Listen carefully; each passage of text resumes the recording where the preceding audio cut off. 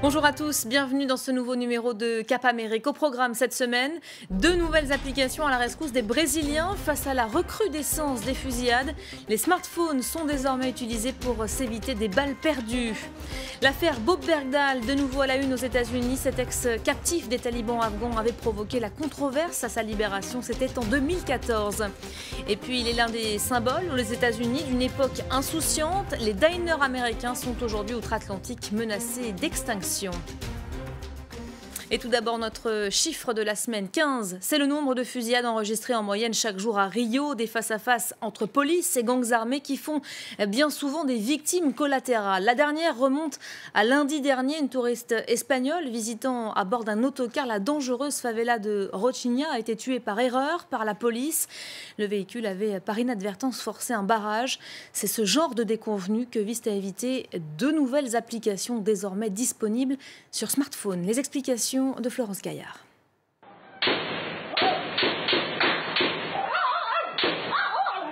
Coups de feu répétés dans la favela des Peñas.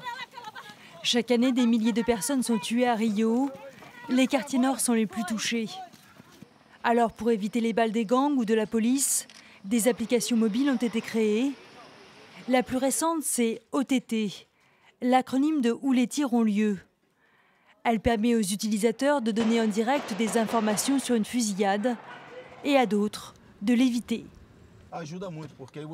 Ça m'aide beaucoup parce que ça m'évite d'aller dans les endroits où se déroule une bagarre ou des échanges de tirs. On est quasiment alerté en temps réel. Autre initiative 2.0, Fogo Cruzado, traduction tir croisé. Mise en œuvre pour les Jeux Olympiques de 2016, elle a été pensée par une journaliste brésilienne en partenariat avec Amnesty International. Objectif, alerter les autorités sur l'ampleur de la violence dans la ville. Ici à Rio, nous sommes confrontés tous les jours au risque de balles perdues. Je donne souvent l'exemple de Maria Eduarda, une petite fille qui était à l'école et qui est morte là-bas. Elle était dans la cour de récréation, la police menait son opération près de l'école et elle a été touchée. Dès sa création, l'application recense plus de 500 fusillades et 40 morts en 2 semaines. C'est 10 fois plus que ce que la journaliste comptait avant de solliciter la population.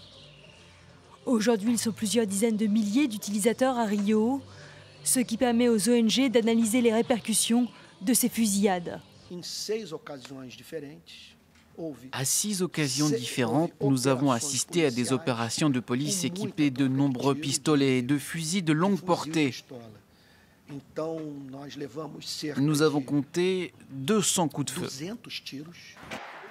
D'après les ONG, les policiers de Rio ont tué 645 civils en 2015. Les forces de l'ordre invoquent généralement la légitime défense, notamment contre les gangs de la ville.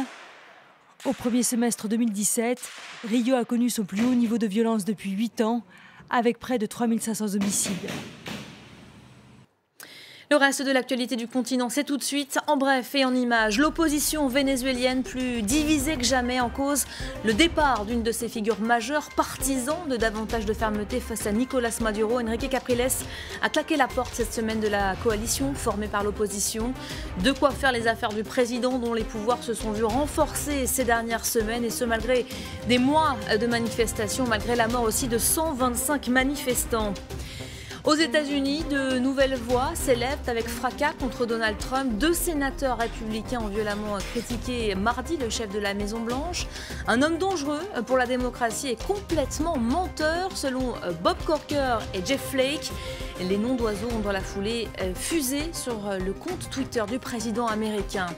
Et puis 2 enquêtes parlementaires ont été ouvertes outre-Atlantique. Investigation à l'appel de républicains visant Barack Obama et Hillary Clinton. Une tentative, selon les démocrates, de détourner l'attention de la série d'enquêtes sur la possible ingérence russe lors de la présidentielle de 2016 de Donald Trump.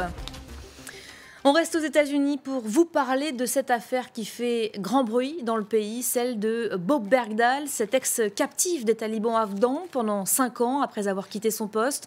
Le militaire de 31 ans est jugé pour désertion. Les auditions finales de son procès ont débuté ce lundi. Julien Cheida.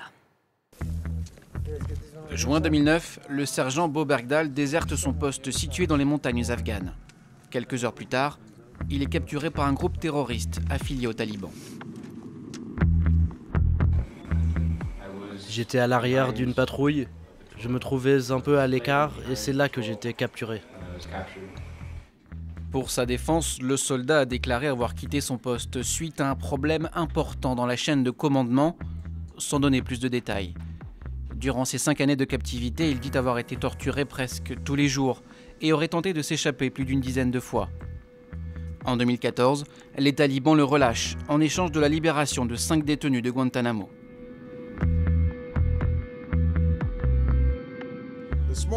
Ce matin, j'ai téléphoné aux parents du soldat Bergdahl pour leur annoncer qu'après 5 ans de captivité, leur fils Beau allait rentrer à la maison. De retour aux États-Unis, l'homme passe pour un héros pour certains, mais pour d'autres, c'est un traître. L'abandon de son poste et ses conséquences posent question. Sa capture aurait détruit plusieurs années de travail pour démanteler le réseau terroriste. Sur le plan humain, 6 soldats américains auraient perdu la vie en tentant de le sauver. 2 autres, des membres de la Navy, sont sévèrement blessés. Suffisant pour que le candidat Trump, en pleine campagne, réclame à mots couverts la peine de mort. Il n'y a aucune victoire à propos du sergent Bergdahl, ce traître, ce sale traître pourri. Et on ne l'a même pas condamné. Pensez-y, il y a 25 ou 50 ans, quelle peine lui aurait-on donné? Bim, et voilà. D'après une première enquête, le sergent Bergdahl aurait pactisé avec l'ennemi et serait devenu hostile à son propre pays. Des informations rejetées par le général en charge des investigations. De son côté, l'expert psychiatrique pointe des symptômes de troubles de la personnalité. Dans une interview en 2015, le sergent déclarait avoir quitté la base pour collecter des informations sur les talibans, pour imiter, dit-il, son idole Jason Bourne.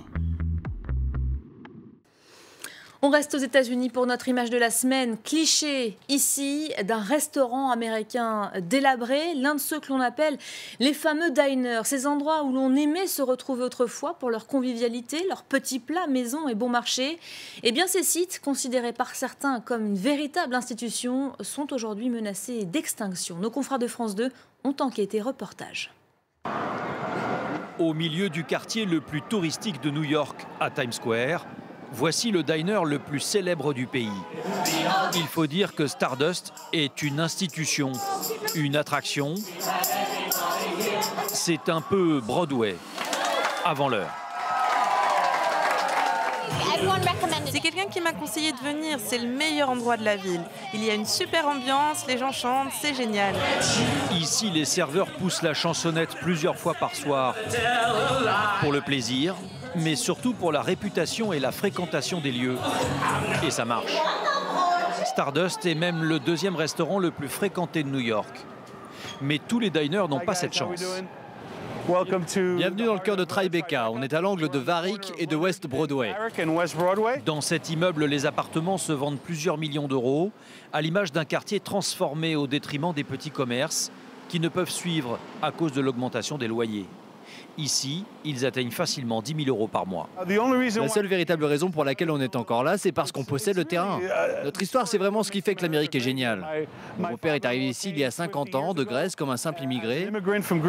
Il a travaillé ici pendant très longtemps. Il y a donc un véritable attachement sentimental à ce diner. Si ce n'était pas une entreprise familiale, le diner aurait sans doute déjà fermé. Typiques de la culture américaine, les diners sont en effet omniprésents au cinéma et à la télévision. De la série Happy Days qui raconte les années 50 à Pulp Fiction, le diner est souvent utilisé comme lieu de rencontre ou de dialogue. Mais la rénovation urbaine et les changements d'habitudes alimentaires ont eu raison de ces établissements. Les diners, c'est avant tout une institution pour la classe ouvrière. Les gens que vous voyez ici en train d'acheter des beignets et du café, ce sont les mêmes qui prenaient leur petit déjeuner dans un diner. Acheter à emporter et manger sur le pouce est devenu une règle pour les ouvriers. En 20 ans, les États-Unis ont perdu plus de la moitié de ces restaurants populaires. Ceux qui restent sont inventifs. C'est là qu'a été tourné le film Les Affranchis, Goodfellas en anglais. Le diner est bien plus connu des cinéphiles que des gourmets. Il a été choisi pour sa ressemblance avec le milieu des gangsters de Brooklyn des années 80. Sur cette photo-là, c'est mon père à côté de Robert De Niro. Ça, c'était pour le film Les Affranchis avec Ray Liotta, ma sœur et moi-même. Depuis, le patron a rebaptisé son restaurant Goodfellas et n'a rien changé au look vintage, devenu son gagne-pain puisque d'autres films ont été tournés depuis. Mais ici, pas question de trouver la petite salade tendance, on privilégie plutôt le bon burger, l'omelette et le sandwich traditionnel. Les façades des maisons et magasins ont commencé à se parer de toiles d'araignée et de citrouilles en tout genre. Le pays célébrera le 31 octobre prochain Halloween, une fête pour petits et grands, mais pas que. Les chiens, eux aussi, dans ces festivités, ont leur mot à dire. Voyez un peu, ces images ont été tournées samedi dernier à New York. La place Tompkins a été prise d'assaut par des dizaines de canins déguisés pour l'occasion. Il y en avait pour tous les goûts, vous le voyez là. Et comme à chaque concours, effectivement, chaque concours de costumes, Donald Trump était en bonne position des costumes les plus appréciés. On va se quitter sur cette image. Merci à vous d'avoir suivi ce dernier numéro. On se retrouve la semaine prochaine, même heure, même continent. À très vite.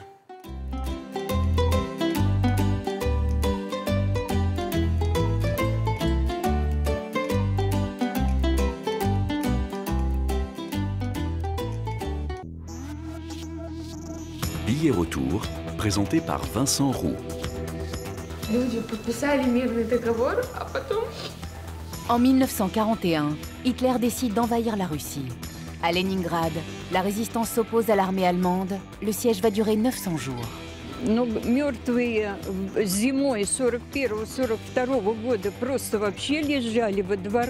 Près de 80 ans plus tard, dans les faubourgs de la ville qui a retrouvé son nom historique de Saint-Pétersbourg, des bénévoles recherchent les soldats disparus. Aujourd'hui,